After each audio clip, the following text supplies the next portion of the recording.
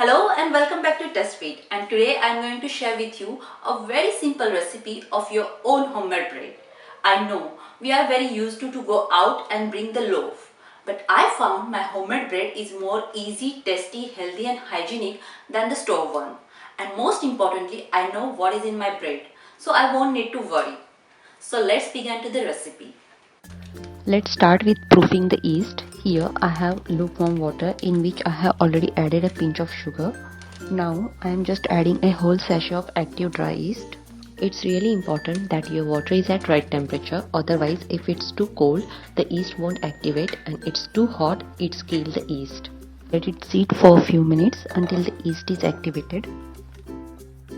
And by the side I am just quickly grease the big ball with generous amount of oil which we gonna need later. Now in the ball of standing mixture I am gonna take all-purpose flour, that is also called plain flour. Today I am using stand mixture, but whenever I have time I prefer to use my hand for kneading. I think it is a great stress buster exercise. What do you think guys? Please comment me in below, I love to read them. Next go ahead and add 1/3 cup of dry milk powder, 1.5 teaspoon salt,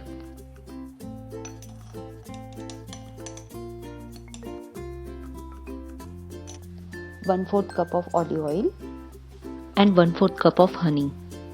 As you can see, I took the oil first and then in same measuring cup I am measuring the honey. So when I start to pour this, it all slide down quickly. And then next it's time to add yeast mixture. As you can see, our yeast mixture has proofed beautifully. Now just pour it into a flour. Basically, we are just dumping everything together, and now just slowly start to mix it with a stand mixer. You can see here dough is slightly sticky, but that's absolutely fine. Kneading is the most important step for developing the gluten, and remember, gluten is the very essential for bread making.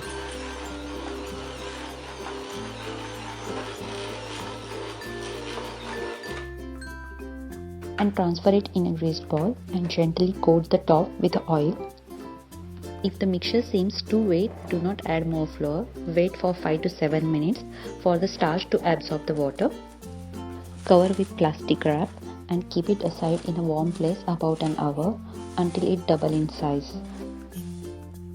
I am living in a cold weather country, so here I am using oven or microwave for rising the dough. But the hot country like India, the normal room temperature is okay. So it's been 50 minutes and our dough has risen wonderfully. Now I'm gonna just dump the dough onto a lightly floured surface.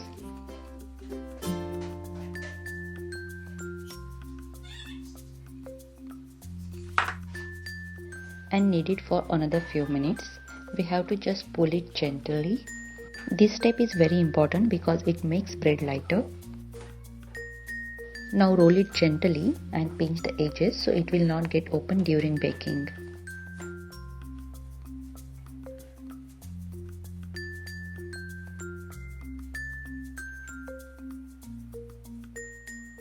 Now this dough is ready for another rising. Just gently place it in a grease pan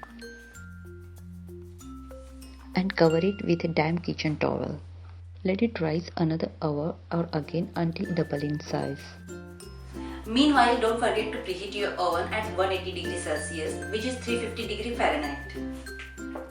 It's been 40 minutes and now you can see our dough has risen beautifully and this beauty is ready to bake. And if you want the extra crispy crust, then place the tray of water in the bottom rack of the oven. And after 20 minutes of baking, our bread has perfectly ready. Just look at that beautiful golden brown color. I can smell that earthy fresh smell of the bread. Let it cool down completely and then it's ready to taste.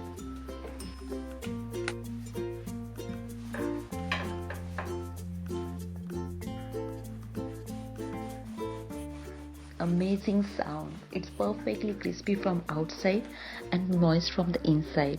It feels so happy and satisfied when you cut your own baked bread. Don't you think so? Here is a quick tip. If you prefer a soft crust on your bread, as soon as it pops out from the oven, just rub the top with a moist napkin. Let me enjoy this beauty, and you guys don't forget to subscribe Tastebeat. See you next time. Bye bye.